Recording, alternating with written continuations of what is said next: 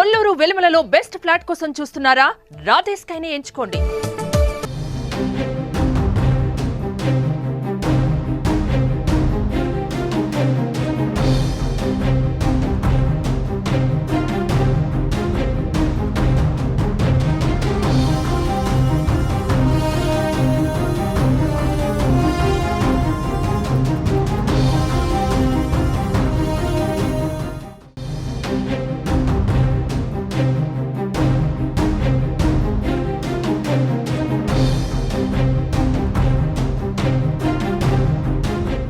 మహారాష్ట్రను వణికిస్తున్న గులియన్-బారే syndrome GBs వ్యాధి తెలంగాణలోనూ కలకలం సృష్టిస్తోంది.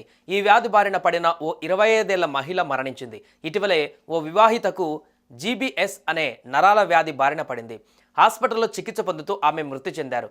వైరల్ ఫీవర్, ఇన్ఫెక్షన్ బారిన పడి రోగ నిరోధక శక్తి సన్నగిల్లడంతో కొంతమంది జీబీఎస్ బారిన పడుతుంటారని వైద్యులు చెబుతున్నారు.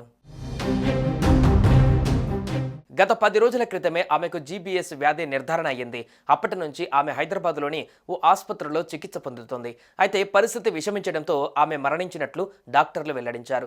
రాష్ట్రంలో ఇదే తొలి మరణమని తెలిపారు. కాగా బాధితురాలికి 5 ఏళ్లలోపు 2 కుమారులు ఉన్నారు. ఇటీవలే కుమార్తె జన్మించింది. ఆ తర్వాత నెల రోజుల కిందట నరాల నొప్పులతో మహిళ అనారోగ్యం బారిన పడింది. దీంతో కుటుంబ సభ్యులు సిద్దిపేట, హైదరాబాద్లోని నిమ్స్తో పాటు పలు ప్రైవేట్ హాస్పిటల్లో చికిత్స చేయించారు. ఇలా ఆమె వైద్యానికి లక్షల రూపాయలు వెచ్చించారు.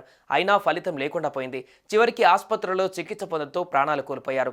తెలంగాణ రాష్ట్రంలో ఈ వ్యాధితో మరణం సంభవించడం ఇదే మొదటిదని వైద్యులు తెలిపారు.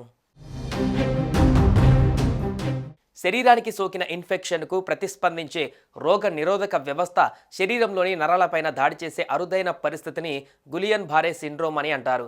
జీబీఎస్ వ్యాధి సోకిన వారిలో శరీరం అంతా తిమ్మిరిగా అనిపిస్తుంది.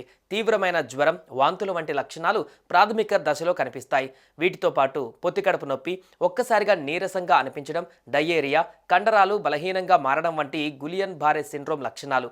ఈ వైరస్ నీటి ద్వారా, కలుషిత ఆహారం తీసుకోవడం ద్వారా బ్యాక్టీరియా రూపంలో సోకుతుంది.